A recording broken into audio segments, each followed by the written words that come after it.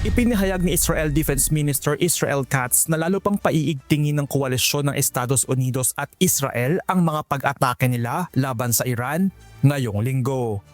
Kasunod ito ng mga pag-atake ng Iran sa tatlong malalaking lungsod sa Israel, ang Arad, Dimona at Rishon LeZion sa Central Israel kung saan isang kindergarten school ang tinamaan.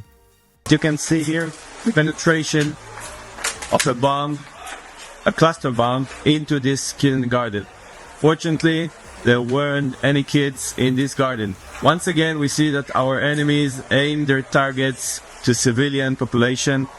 Ayon sa Israeli Defense Forces, isang opisyal ng Iran ang panibagong casualty sa kanilang pag-atake, si Abu Khalil Barji, ang commander ng Special Forces ng Radwan Force na grupong Hezbollah, isa sa mga proxies ng Iran.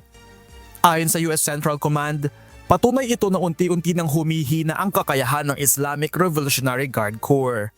Gayunman, iniulat ng Iranian state media na muling tinamaan ng isa sa mga pangunahing nuclear site nito sa Natanz noong Sabado. Dahilan upang lalong mag-umigting ang kanilang mga banta sa sunod-sunod na pag-atake. Samantala, pinayagan ng Estados Unidos na maibenta ang malaking supply ng langis ng Iran na aabot sa humigit kumulang na 140 milyong bariles. Ayon sa US, 30 araw na papayagang maibenta ang mga nakumpiskang langis ng Iran bilang bahagi ng pansamantalang pagbawi sa sanksyon nito. Ito ay upang mapababa ang presyo ng langis sa merkado.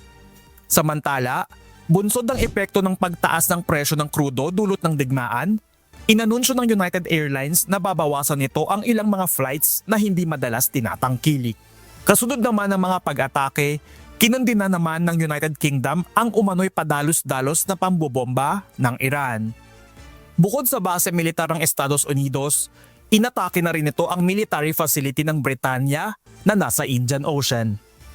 Sa gitna ng krisis sa gitnang silangan, nagpahayag ng pagsuporta ang United Arab Emirates at Australia kasama ng iba pang 22 bansa sa mga hakbang upang mapanatiling ligtas ang paglalayag sa Strait of Hormuz.